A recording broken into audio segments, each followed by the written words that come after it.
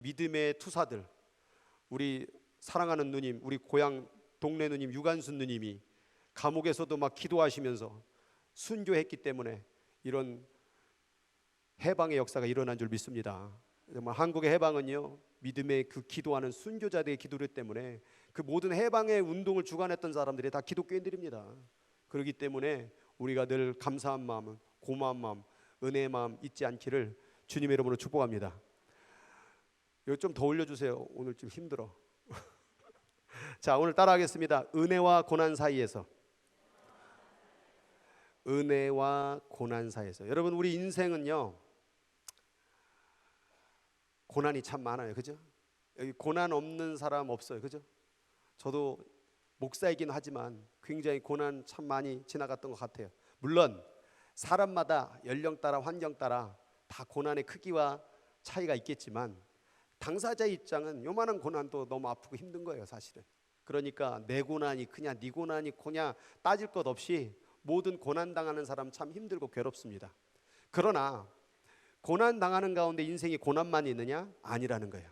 은혜도 있다라는 사실. 그 은혜가 있기 때문에 오늘 우리가 이 자리에 있는 줄 믿으시길 주 여러분 축원합니다. 여러분, 하나님은 어떤 하나님인 것 같아요? 여러분 생각할 때 하나님은 어떤 하나님인 것 같아요? 좋으신 하나님, 오늘 뿌라짜우센티 그 좋으신 하나님. 하나님 참 좋으신 하나님이에요. 하나님은 여러분을 축복하길 원하고 여러분이 잘 되길 원하고 행복하길 원하셔요. 여러분 그걸 믿으십니까? 안 믿는 사람 뭐 어떻게 뭐 불행하게 해줘야 돼요? 하나님이 어떻게? 여러분 하나님이 여러분 정말 행복하길 원하셔요. 믿습니까? 그래서 민수기 말씀에 보면 이런 말씀을 해요. 여호와는 네게 복 주시고 너를 지키시기를 원하며 여호와는 그의 얼굴을 내게 비추사 은혜 베푸시기를 원하며 여호와는 그의 얼굴을 내게 향하여 드사 평강 주시기를 원하노라. 아멘 소리가 기분 나쁜 것 같아요. 평강 주시기를 원하노라. 여러분 하나님이요 우리에게 복 주시기를 원하고 은혜 주시기를 원하고 평강 주시기를 원한대요. 여기 저주 바러 왔습니까? 아니면 하나님한테 한 대 맞으려고 왔습니까? 아니죠. 하나님의 복과 은혜와 평강을 누리기 위해서 이 자리에 온 줄 우리가 믿습니다. 여러분 우리 하나님은요 항상 여러분이 잘 되길 원하는 거예요. 우리 하나님 아버지가 여러분 잘못되길 바라겠습니까? 여러분 불행하길 원합니까? 하나님이 여러분 고통스럽길 바라겠습니까? 아니에요. 원래 하나님의 본성은 하나님이 여러분을 바라볼 때 잘 되길 원하시는, 복 받길 원하시는, 은혜 받길 원하시는, 평강 받길 원하시는, 아멘 죽어도 안 할래 그런 하나님인 줄 믿으시기 바랍니다. 근데 왜 내 삶은 힘들고 아프고 슬프고 왜 그럴까요? 왜 이 하나님은 어디 갔냐 그 말이에요. 여러분 성경 말씀을 잘 들여다보면 신명기 말씀에 이런 말씀이 있어요. 여호와께서 우리에게 이 모든 규례를 지키라 명령하였으니 이는 우리가 우리 하나님 여호와를 경외하여 항상 복을 누리게 하기 위함이라. 여러분 여기에 놀라운 진리가 발견된 거예요. 하나님은 여러분을 복 주시길 원하고 잘 되길 원하고 평강 주시기를 원하지만 어떤 자들에게 항상 복을 누리게 한대요? 여호와의 규례를 지키는 자, 여호와를 경외하는 자, 이런 사람들에게 하나님은 복을 주시길 원한다라는 거예요.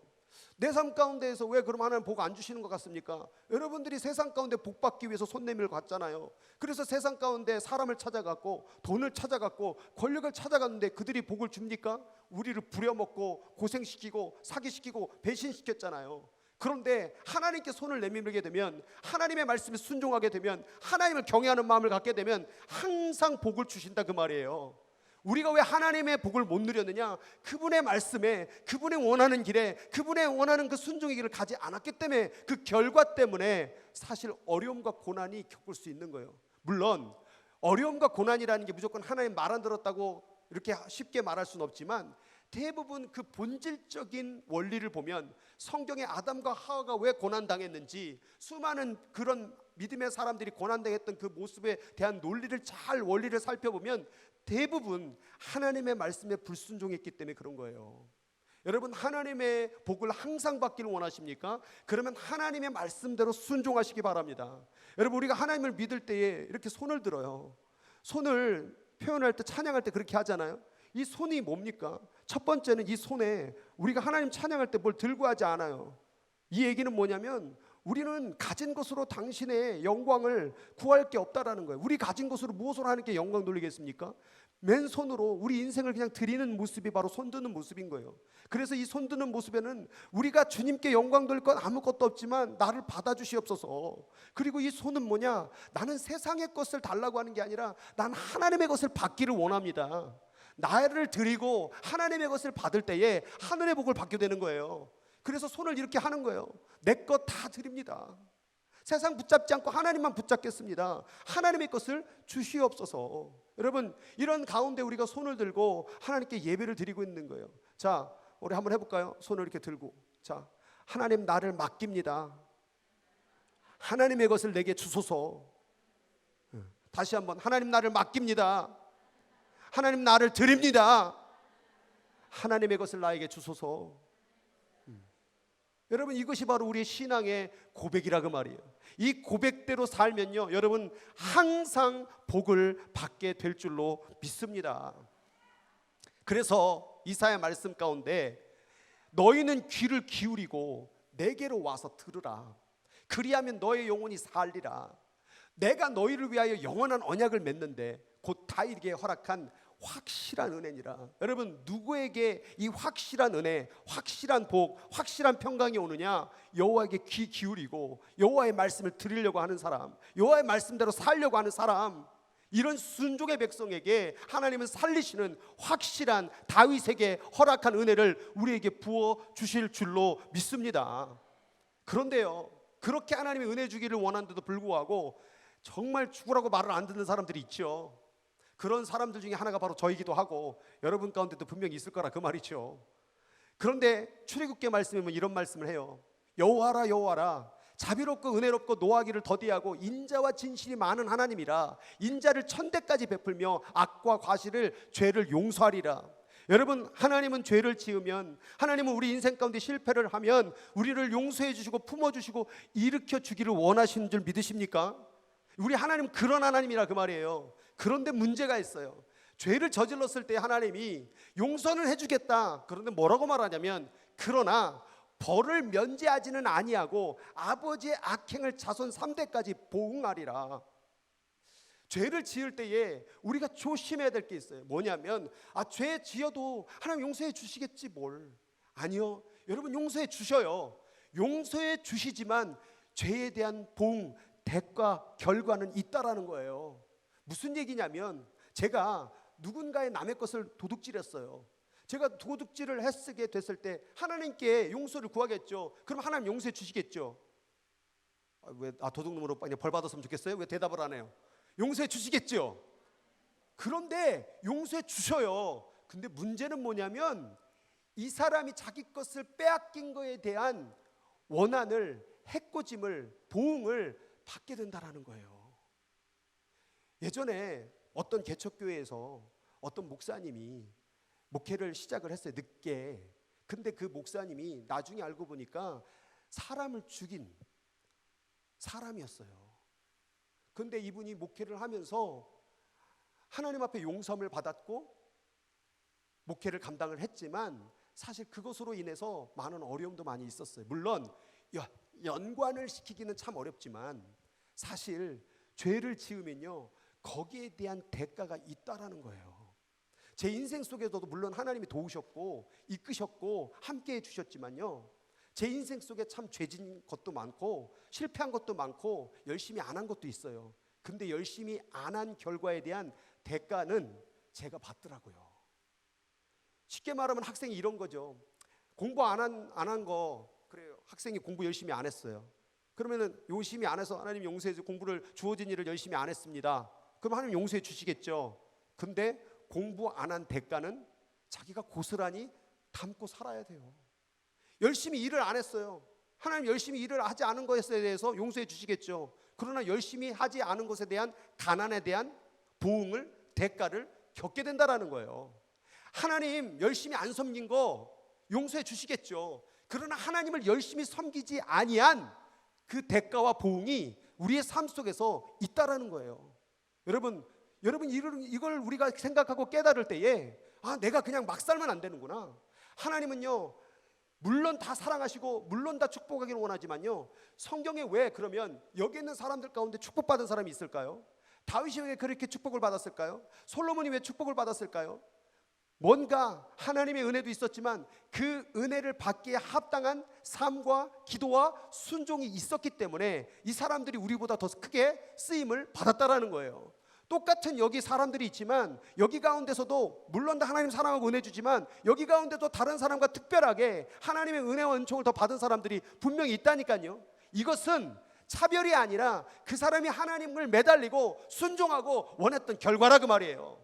그래서 우리는 하나님을 믿을 때에 물론 용서해 주시겠지만 대충대충 믿는 것이 아니라 더 하나님을 원하고 더 말씀에 순종하고 더 하나님과 가까이 나와야 될 줄로 믿습니다.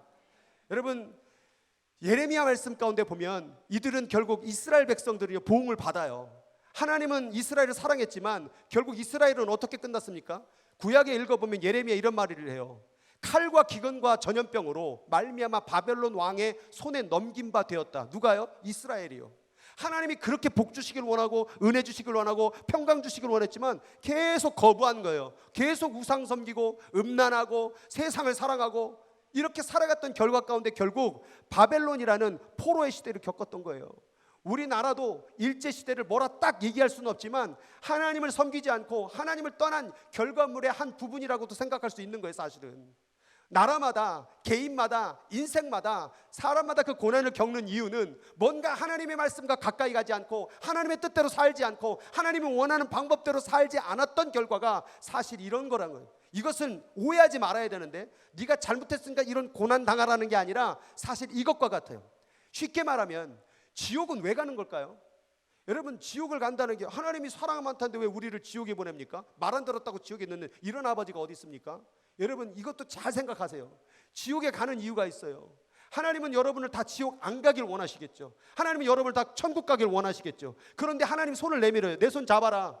예를 들어 물을 빠져 죽어가요. 물에 빠져 죽어가는데 내 손 잡으면 산다. 내 손 잡아라. 그랬더니 손을 어떻게 하는 거예요? 탁 쳐버리는 거예요. 나 수영할 수 있다고. 내가 나를 구원할 수 있다고. 여러분, 그렇게 하나님의 손을 외면하고 쳐버리고 고개를 돌려버린 결과가 바로 보응이요, 벌이요, 심판이요, 지옥이었던 거예요.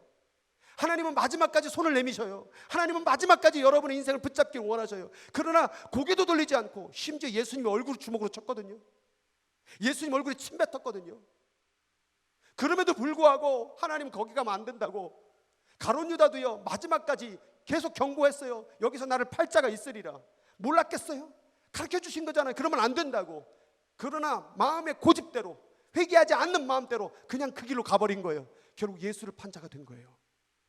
여러분, 우리의 삶 가운데 죄를 지으면요, 거기에 보응이 있어요. 그래서 나 누구 아프게 하면 안 돼요. 누구에게 죄를 지으면 안 돼요. 그러나 이것은 그 인생이 끝나는 심판이 아니라 그를 이끌어주기 위해서, 이스라엘을 끝내기 위함이 아니라 바벨론은 이스라엘을 더 하나님 앞에 품으로 데려오기 위한 하나님의 어쩔 수 없는 섭리라 그 말이에요. 여러분, 이렇게 고난을 당하는 가운데에서 하나님이 이스라엘에게 뭐라고 말하는 줄 아세요? 보라, 내가 노염과 분함과 큰 분노를 그들을 쫓아보냈던 모든 지방에서 이곳으로 돌아오게 하며 안전히 살게 할 것이라. 그들은 내 백성이 되고 나는 그들의 하나님이 될 것이며. 이게 뭐냐? 은혜예요. 지금 이스라엘이 바벨론 포로됐다고 해서 뭔가 막 우리 하나님께로 돌아가자, 물론 좀 있었지만 막 나라 전체가 회개하고 막 하나님 말씀에 순종하고 막 부흥의 역사가 막 일어나갖고 하나님이 용서해 준 게 아니에요. 계속 죄짓고 있는 거예요. 계속 불평하고 있는 거예요. 계속 노예처럼 살아가고 있는 거예요. 그런데도 불구하고 하나님의 은혜는 뭐냐? 꼭 회개만 한다고선 붙잡아 주는 게 아니라 회개를 하지 않고 있는 영혼들에게도 나는 너를 기다리고 있다. 나는 너는 안전하게 할 것이다. 나는 너의 하나님이 될 것이라는 이런 은혜도 있더라고요. 여러분, 바울이요, 그리스도인들을 죽이려고 따라다녔어요. 그가 하나님 만나려고 기도하지 않았다니까요. 그리스도인을 교회에 핍박하고 막 죽이려 돌아다녔는데 누구를 만났어요? 예수 그리스도를 만났다니까요. 이걸 뭐로 설명할 거예요? 은혜라는 거예요. 나는 아무것도 한 게 없는데, 가치가 없는데 하나님 우리를 이끄신다 그 말이에요. 그렇게 생각을 해보면 물론 회개하고 부르짖고 하는 사람도 하나님의 은혜가 더 부어지겠지만 때로는 반항하고 거부하는 사람도 하나님 구원하기를 원한다라는 이런 하나님의 마음이 있더라고요. 여러분, 이런 두 가지의 방법을 통해서 우리 하나님은 어떻게 해서든지 여러분을 구원하기를 원한다는 사실을 기억하고 오늘도 멀어졌다면 가까이 나오시기를 주의 이름으로 축복합니다. 그리고 이 예레미야 말씀 가운데 이런 말씀을 하셔요. 이런 바벨론에 포로되고 죄악으로 달려간 자들에게 뭐라고 말하느냐? 내가 그들에게 한 마음과 한 길을 주어. 한 마음이라는 것은 오직 하나님을 바라보는 마음, 한 길은 바로 하나님을 찾아가는 길, 자기들과 자기 후손의 복을 위하여 항상 나를 경외하고 내가 그들에게 복을 주기 위하여 그들을 떠나지 아니하리라. 나를 경외함을 그들의 마음에 두어 나를 떠나지 않게 하고 내가 기쁨으로 그들에게 복을 주되 분명히 나의 마음과 정성을 다하여 그들을 이 땅에 심으리라. 여러분, 여기에서 경외하는 마음, 하나님께로 나아가는 마음도 누가 준대요? 사람이 갖는 게 아니라 하나님이 주겠다라는 거예요. 전 이걸 보면서 정말 그 단어가 지워지지 않는 거예요. 은혜. 나는 멀리 도망가려고 했는데, 나는 대충 예배드리고 대충 헌신드리고 대충 하나님 믿었는데 어떻게 하다 내가 목사가 됐을까? 나는 하나님을 그렇게 원하지 않았는데, 난 하나님을 저주했던 사람인데 어떻게 하나님은 나를 경외하는 마음을 주고 목사하는 마음을 주셔서 오늘 이 자리에 세웠을까? 이 모든 것을 다 설명해 본다면 꼭 회개하고 돌아와야 된다라고 하는 그 메시지 아래서 모든 게 다 이루어지는 게 아니라, 회개하지 않는 사람도, 주님이 싫다고 잃어버린 그 어린 양도 찾아가서 데리고 오기를 원하시는 하나님의 마음이 바로 하나님의 은혜더라고요. 제가 2주 전에 가족들과 뉴욕에 갔다 왔어요. 한 15년 만에 처음 간 거예요. 제가 10년 동안 뉴욕에 살았었거든요. 여기가 제가 처음 1999년 미국의 뉴욕에 들어왔던 집이에요. 그 지금 저 굴다리 같은 게 뭐냐? 지금도 있더라고. 전철이에요, 미국 뉴욕에. 저게 뭐 지금은 깔끔해 보이지만 옛날에 막 쓰레기 날아다니고요. 진짜 비둘기 똥이 횡단보도 기다가다가 막 이렇게 피해야 돼. 비둘기가 얼마나 많은지 몰라요. 그리고 집에 있으면 그 전철 투둥투둥 투둥투둥 뭐 그런 소리가 계속 들리고, 저희가 남미 분들이 많이 사는, 밤이면 막 딴딴딴딴딴딴 빰빠람빰, 시끄러워서 잠이 안 와요. 제가 저 집 지금은 좀 리모델링해서 깔끔해졌더라고요. 저기서 살았는데 저기 2층에 살았어요. 저기서 6명이 살았어요. 6명, 남자 6명, 화장실 한 개에다가. 저는 방 4명, 한 개에 4명이 쓰는, 그래서 침대하고 책상만 딱 있고 칸막이 쳐 있고, 저 한 명, 여기 한 명, 여기 2명, 그래서 4명이서 한 방에 살고, 독방은 택시 운전사 아저씨 한 명하고 노총각 한 명, 그렇게 6명이서 살았는데 재밌기도 했지만 시끄러웠어요. 택시 운전 아저씨는 밤에 야간 운전을 하니까 밤에 늦게 오니까 문 불끄덩 열고 시끄럽게 들어오고, 또 노총각 아저씨는 또 할 일이 없어갖고 약간 좀 술을 많이 드셨어요. 그래서 막 술주정하고, 그리고 또 옆에 있던 룸메이트는 또 2단이었어요. 그래가지고 막 잠자려고 그러면 막 지들끼리 와가지고 막 기도해. 막 감기 귀신 물러가라, 무좀 귀신 물러가라, 자빠지는 귀신 물러가라, 직업을 하여튼 다 귀신이래. 하여튼 귀신 교회 다녔어. 그러니까 막 이게 잠을 잘 수가 있어야지. 한날은 잠자고 있는데 갑자기 택시 운전 아저씨가 냉장문을 확 열더니 누가 내 계란 먹었어? 냉장고를 하나 같이 쓰다 보니까 이쪽 룸메이트가 먹기도 하고 저러다 보니까는 자기가 사다 놓은 거 다 먹었다라는 거죠. 제가 지금 사진은 그 가게를 찾으려다가 못 찾았는데 거기에 차이니스 그 레스토랑이 있었어요. 하나 집에 가는 길에 거기에 통닭이 갈색 그 돌아가는 거 있죠. 그게 이렇게 매달려 있었는데, 제가 미국에 처음 올 때 1,000불을 들고 왔거든요. 1,000불 들고 왔는데 여기 디파짓 내라고 700불 내라는 거 2달치. 그러니까 수중에 300불만 남은 거예요. 그럼 300불이면 한 달을 살아가려면 하루에 10불 이상 쓰면 안 되는 거예요. 교통비도 있고 또 먹는 것도 먹어야 되고 뭐 여러 가지 다 하려면 빨리 일을 구해야 되는데 직장은 계속 못 구하고 어떡합니까? 그렇게 하루에 돈을 써야 되는, 어떻게 하면 돈을 아낄 수 있을까?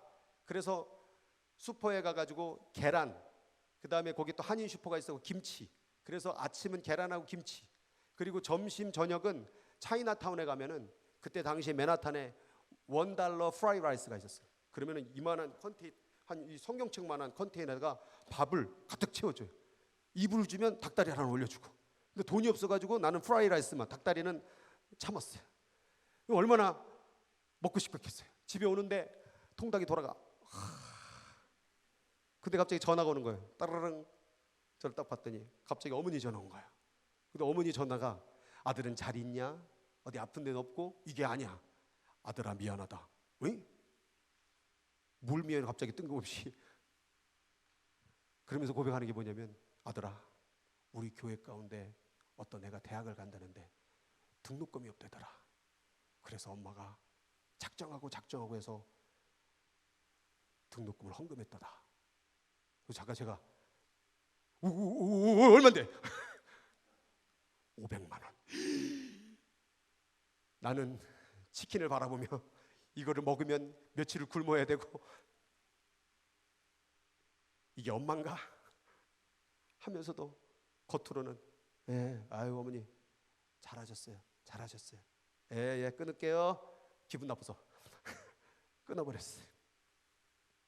그리고 집에 투벅투벅 오는데 눈물이 핑 돌더라고요. 적 닭 한 마리 먹어봤으면.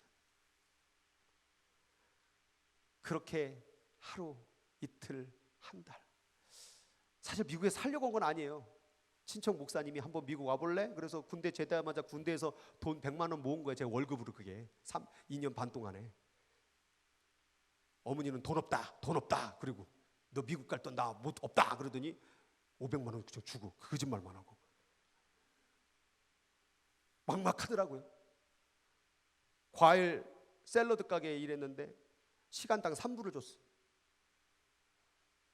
3불 받고 일하는데 하루 종일 과일, 오렌지 계속 가고 손이 나중에는 진짜 매니큐어 칠한 것처럼 오렌지 색깔 손이 노래가지고 그 2주일 일하다 잘리고 영어 못한다고 또 충청도라 느리다고 이 충청도 놈들은 느려갖고 안 되겠어 막 그 장로님이 막 그래서 잘리고 델리 가게 가가지고 샌드위치를 싸는데 샌드위치 또 싸다가 이게 돈 너무 적게 주는 것도 그래서 또 관두고 가발 공장 가고 또 이번에 또 거기 갔었어. 맨하탄 32가 그때 당시에는 블루 식당이었는데 딜리버리를 시켰는데 그 딜리버리 처음에 미국 가고 뭐 어디 맨하탄이 막 이게 어디로 가는 건지 막 이러고 있는데 주소 딱 주더니 여기서 딜리버리 해 된장찌개 김치찌개 해갖고 6인분 더운 날에 이거 들고 가는데 이게 주소를 한참 가고 있는데 잘못 간 거예요. 1시간을. 그리고 다시 거꾸로 백해야 되잖아. 근데 비닐이 쭉쭉 늘어나는 거예요. 나중에 이걸 아는 거예요. 막 된장찌개 냄새, 막 김치찌개 냄새, 막 몸이 막 땀이 버벅해갖고 도착을 했어요. 아주머니 배달 왔어요. 그랬더니 그 아줌마가 우리 너무 늦게 와서 취소했는데 다시 또 들고서는 식당으로 갔어요. 그랬더니 사장이 너 어디 갔다 왔냐? 그냥 집에 가라. 네 월급 며칠이란 거 하루에 50불씩 계산된 건 3일이란 거는 나중에 월요일 날 받으러 와. 그래서 3일 동안 그래도 나름대로 일하고 50불 150불 받으러 갔네요. 웬걸 아무리 기다려도 사장은 안 나와. 사장님 어디 가셨어요? 사장님 바쁘셔 오늘 안 오셨는데 기다리다 더럽고 치사해서 나와버렸어요. 그렇게 하다가 신문 광고를 보다 보니까 나이트클럽 무슨 광고가 나온 거예요. 근데 거기 보니까 나이트클럽에서 창고직을 구합니다. 술짝과 술병을 계산하고 뭐 이걸 할 수 있는 사람을 구합니다. 아무도 뽑아주지도 않는데 사실 술짝이나 날르고 그래도 내가 이런 일을 하면 안 되는데 하고서는 진짜 살 수가 없으니까 간 거예요. 그래 갔더니 거기 있던 그 매니저 여자분 나이 한 60대쯤 되는 어떤 분인데 껌을 짝짝짝 씹으면서 어쩌다 여기까지 왔어요? 막 이러면서 얘기하더라고. 그래서 뭐 일자리 찾고 있는데 한국에서 온 지도 얼마 안 됐고 뭐 살아야 되겠고 막 이러는데 갑자기 껌을 딱 뱉더니 저랑 같이 한번 일할래요? 그러더라고요. 그래서 아무리 생각해도 아닌 것 같습니다. 그리고서 일어나서 나가려고 하는데 그분이 저를 붙잡더라고요. 왜 그러세요? 그랬더니 왜 여기서 일 안 하려고 그래요? 돈 많이 줄게요. 그랬더니 저는 신학생이기 때문에 이런 나이트클럽에서 일할 수가 없습니다. 그랬더니 어머 너무 잘 됐다. 그래서 왜 그랬더니 나 사실 권사야. 근데 내가 여기 우리 매형이 지금 이거 나이트클럽 이거 회장님인데 나 사실 여기 망하게 하려고 여기 들어온 거야. 나랑 같이 여기 망하게 하려고 같이 기도하면서 같이 한번 일해 볼래요? 그래 나랑 오면은 아침에 이 나이트클럽이 망하게 기도하고 같이 점심 먹고 큐티 나누고 술병 조금 세주고 괜찮죠? 그럼 내가 등록금 다 대줄게. 그래서 그럼 하죠. 그래서 와서 아침에 왔더니 미스터 킴 커피 한 잔, 커피 끓여놓고서는 우리 어제 말씀 한번 읽었던 같이 읽을까? 말씀 읽고 그리고서 또 같이 이제 이야기 나누면서 이놈의 회장은 항상 그냥 돈에 눈이 멀었다고 그냥 기도하고 하나님 아버지 이 나이트클럽이 빨리 망하게 해달라고 막 기도를 하고 기도 많이 했더니 배고프다. 미스터 킴 점심 먹을까? 그래서 점심 먹고 그러다 그래도 우리가 일을 해야 되니까 가서 술병 몇 개인지 한 세 갖고 와. 그래서 대충 세 갖고 하고 뭐 조니 워커 블랙 무슨 크라운 뭐 이런 얘기 또 하면 안 되는데 딱 맥주 양주 다 세 가지고 딱 가서 뭐 됐네요. 하고 뭐 어제 뭐 계산한 거 딱 어디 매상 얼마인지 딱 하고 그렇게 해가지고 하루 이틀 해가면서 돈을 모으고 그렇게 해서 6개월 만에 등록금을 마련하고 또 간다고 하니까 또 이분이 또 저에게 등록금까지 장학금을 또 주고 그리고 6개월이 끝나고 뒤에 제가 대학에 들어갔는데 대학 들어간 다음에 얼마 한 2달 지나고 나니까 그분이 연락 온 거예요. 미스터 킴 우리 기도 제목이 이루어졌어. 그래서 네 그랬더니 망했어 우리 어떻게 망했는데요? 그랬더니 나이트클럽에서 애들이 술 먹고 총기 싸움하다가 아예 영업 정지돼 버렸어. 그래서 망했대요. 그래서 나도 여기 나오게 됐고 그 계기로 해서 우리 저기 형부도 교회 가게 됐어. 사실 장로님이었거든. 그렇게 유학길에 시작을 하고 영어를 배워가며 대학을 졸업을 하고 그렇게 10년을 보냈어요. 그리고 제가 오늘 여기를 방문하고 어디를 방문했냐? 지지난주에 어디 여기를 방문했어요. 교회 멋있죠? 이게 락커펠러가 교회를 몇 개 세웠는데 그분이 세웠던 교회 중에 하나 미국 교회예요. 너무 역사 있고 너무나 멋있는 교회인데 이걸 왜 찍었을까요? 제가 여기서 마지막 이 교회에서 사역을 했던 장소예요. 한인교회인데 이 미국 교회를 빌려서 사역을 한 거죠. 근데 제가 또 이런 게 있잖아요. 그 뭐라 그럴까? 틀린 걸 잘못된 건 못 보는 그런 성격. 그래서 그때 당시에 이제 교회가 약간 좀 재정적으로 막 여러 가지로 좀 문제가 많이 있었어요. 그래서 부목사인데 막 강단에서 담임 목사님 가정 다 깐 거야. 내가 회개해야 된다고 막 그 다음날로 잘렸어. 마지막에 저 뒤에서 예배를 드리는데 앞에 청년팀이 찬양을 인도하는데 제가 울면서 막 마지막 예배를 하는데 목사님 와갖고 여기 왜 왔어? 지금 나 목회 망하게 하려고 하는 거야? 할 말도 없고 마지막 예배 드리고 한국 가야 되는데 눈물을 줄줄 흘리는데 앞에 청년들은 찬양도 못하고 다 엎드려서 울고 있고 예주가 그때 9개월인가 그랬는데 그 예주를 데리고 안사람과 함께 미국의 삶을 정리하고 한국으로 돌아갔던 마지막 저 자리에 앉아가지고 10년 동안 고생 많이 했다. 그러면서 참 억울한 일도 많았고 그 룸메이트 하나는 또 노총각이 나한테 천불 꺼달라고 그랬는데 그 천불 꺼준 거 아직까지도 못 받았어요. 벼룩의 간을 빼먹지. 그 아팠던 기억들 내가 일부 때는 아까 얘기는 못했는데 또 연애했던 5년 동안 사귀었던 여자하고 또 헤어지고 눈물과 아픔과 배신이 가득 찼던 뉴욕을 절대로 가고 싶지 않았어. 그래서 사실 서부로 온 것도 동부로 안 가고 일부러 결정한 거 내가 동부는 다시는 안 가리라.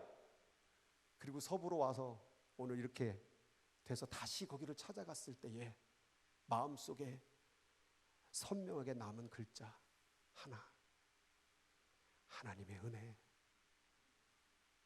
나는 괴로웠고 나는 힘들었고 나는 배신당했고 나는 상처받았는데 하나님의 은혜가 나를 여기까지 인도했네. 그러면서 말씀 하나가 생각나는 거예요.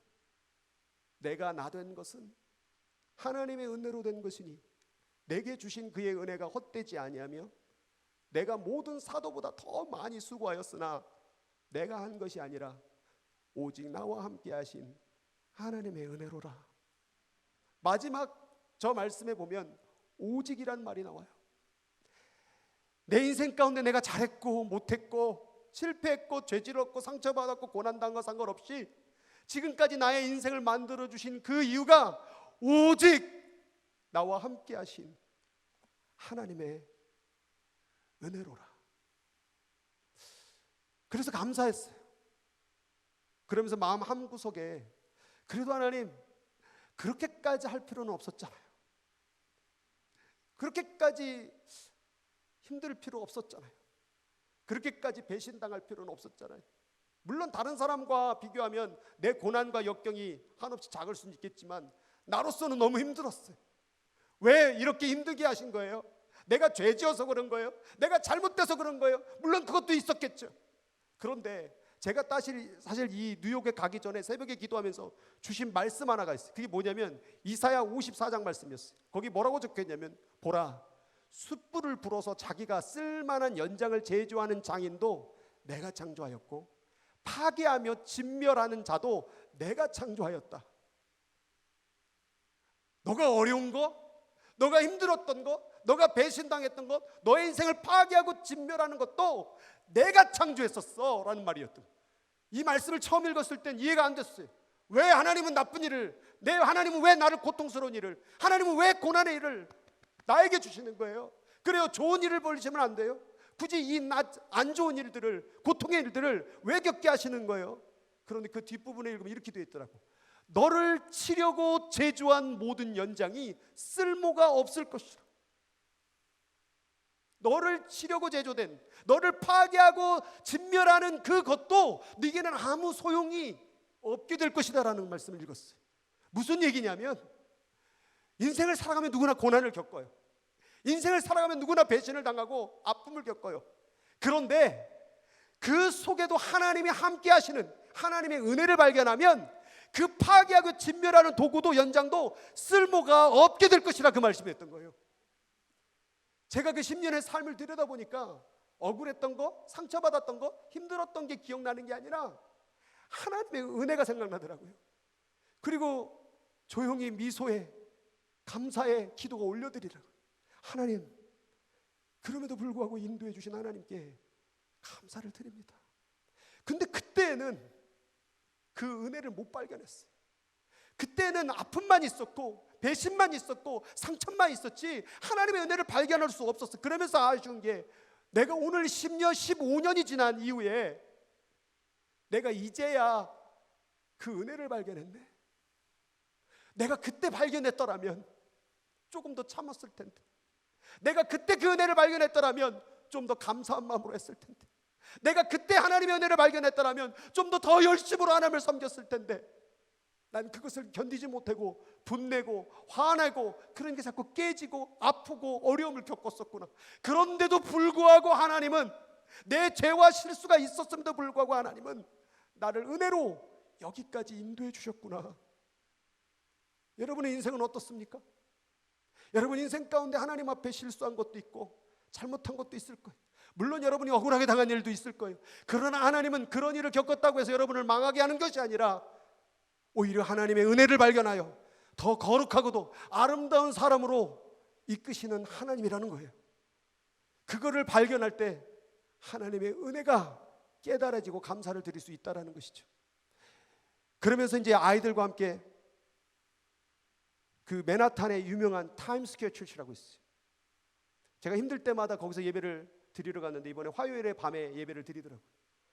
근데 그 목사님이 시편 22편의 말씀을 선포하시더라고요. 내 하나님이여, 내 하나님이여, 어찌하여 나를 버리셨나이까?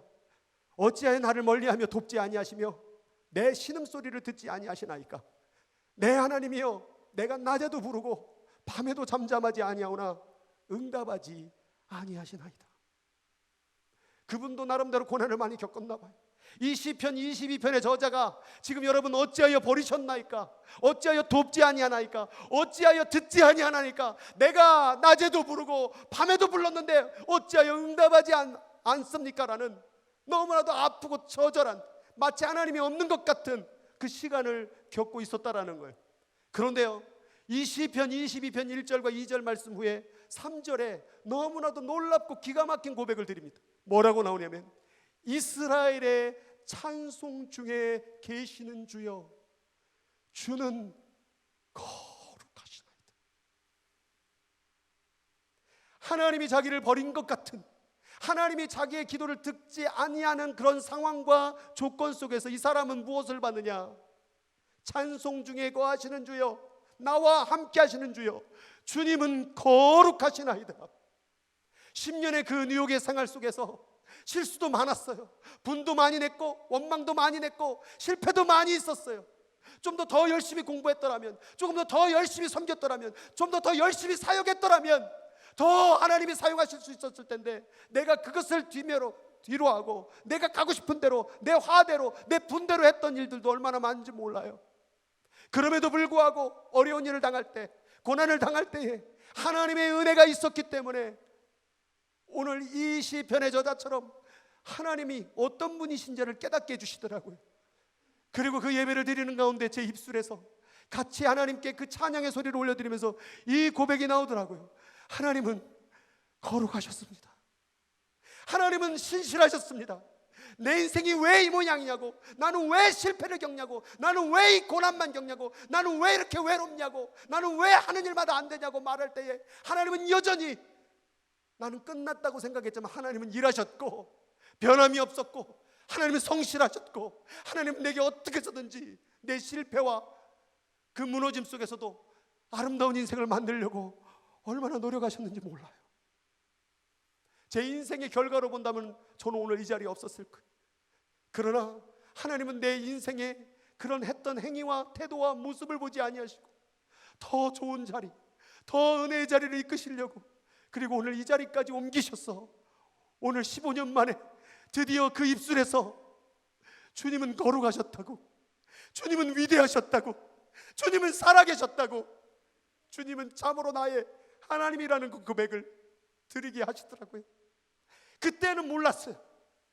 그때는 아픔만 있었고 배신만 있었고 상처만 있었어요. 그러나 15년이 지난 뒤에 그 삶을 돌아보니 그 속에는 하나님의 은혜만 있었더라고요. 그래서 계시록 말씀 가운데 이 말이 나온 거예요. 내 생물이 6날개를 달고 그 안과 날개 사이에 눈들이 많이 있는데 그들이 밤낮으로 쉬지 않고 이르기를 뭐라고 말하냐면, 거룩하다, 거룩하다, 거룩하다. 주 하나님 곧 전능하신 이여, 전에도 계셨고 이제도 계시고 장차 오실리라. 어떤 이들은 과거를 바라보며 상처만 있었다고, 괴로움만 있었다고 말하지만 오늘 이 생물은 말하는 거예요. 그때도 하나님이 계셨어요. 오늘이라는 현실 가운데 막막함을 겪는다고 할지라도 이 생물은 말하는 거예요. 지금도 하나님은 거룩하게 살아계시고, 그리고 보이지 않는 미래 가운데서 너는 다 끝났다고 말하지만 장차 그 미래에도 하나님은 여전히 거룩하게 너와 함께 계셔. 여러분, 이 생물의 특징이 뭡니까? 내 생물이라는 것은 동쪽과 남쪽과 서쪽과 사방의 동서남북 온 세계를 다스리고 있는, 관장하고 있는 생물을 뜻하고 있는 거예요. 6날개라고 하는 것은 언제든지 신속하게 날아갈 수 있는 신속성을 상징해요. 그런데 그 날개 사이에 뭐가 있냐면 눈들이 가득하대요. 여러분, 동쪽, 서쪽, 남쪽, 북쪽과 신속하게 움직일 수 있는, 어디든지 갈 수 있고 어디든지 볼 수 있는 눈들이 날개에 가득하고 있다는 얘기는 뭡니까? 이들이 이러한 신속성과 동쪽, 서쪽, 남쪽, 북쪽과 그 눈들을 아무리 바라봐도 하나님의 거룩함밖에 안 보인다라는 거예요. 그런데 우리의 작은 이 두 눈은 늘 하나님이 나에게 아프게 했던 거, 힘들게 했던 거, 괴롭게 했던 거, 상처당했던 거, 그것만 자꾸 생각한다라는 거예요. 그런데 이 생물이 말하는 거예요. 네 인생에 그것만 있었던 게 아니야. 내가 이 많은 눈으로 너의 인생을 지켜보니 하나님은 여전히 거룩히 너와 함께 하셨고, 너를 도우셨고, 너와 함께 하셨고, 지금까지 너를 이끄셨어. 이제 와서 세월이 15년이 지난 후에 내 인생을 돌아보니 참 실패도 많았고 욕심도 많았고 죄도 많았고 상처도 많았고, 그럼에도 불구하고 하나님은 여전히 계셨더라고요. 인생은 고난이에요. 그러나 은혜가 있어요. 그래서 오늘 설교 사이 가운데 은혜와 고난 사이에서 우리는 살아가고 있어요. 고난만 바라보는 눈들이 있어요. 아픔만 바라보는 눈들이 있어요. 그러나 이 생물을 통하여서 하나님의 거룩함을 바라보고 하는 그 눈들이 있다라는 거예요. 우리의 눈은 지금 무엇을 보고 있습니까? 안 좋은 거, 마음에 안 드는 거, 힘든 거, 괴로운 것만 보는 것이 아니라 이제 눈을 들어서 전에도 계셨고 지금도 계시고 너의 앞에도 계실 그 하나님을, 지금도 너를 위하여 신실하게 일하시는 거룩하신 하나님을 바라보라고 오늘 저 찬양을 우리들에게 외치고 있는 건 아닐까요? 오늘 우리의 인생을 돌아보며 그 거룩하셨던 하나님, 지금도 거룩하고 앞으로도 거룩하실 그 신실하신 하나님을 저와 여러분이 함께 찬양하며 예배하는 인생을 살기를 주님의 이름으로 축원드립니다. 우리 다 같이 일어서서 같이 찬양 드리겠습니다.